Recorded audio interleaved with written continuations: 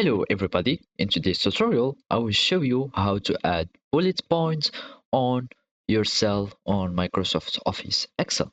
So first, open your Microsoft Excel spreadsheet and follow these simple steps.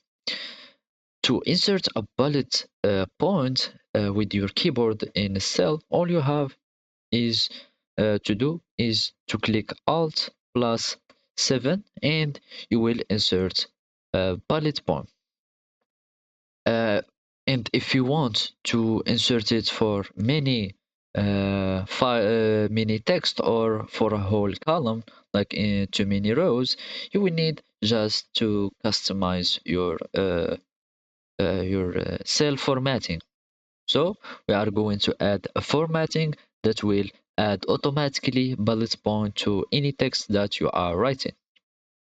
Now I'm going to click on this one and or the whole column, so it will have the same formatting cell, and you can go to home, number here, this number section, and click on the expand, and it will give you this pop-up window.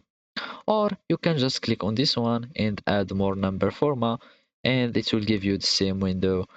Also, you can just right click on the column or the cell and do format cell, click on it, and we will have exactly the same.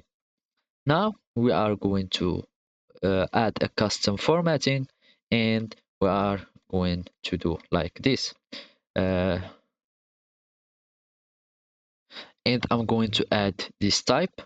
You should just paste it exactly as it is shown here.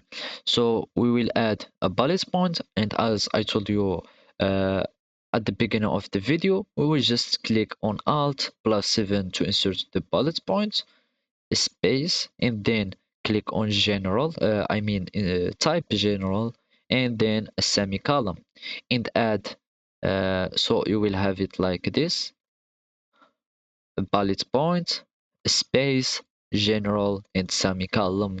And now I'm going to just click Control C and paste it many times.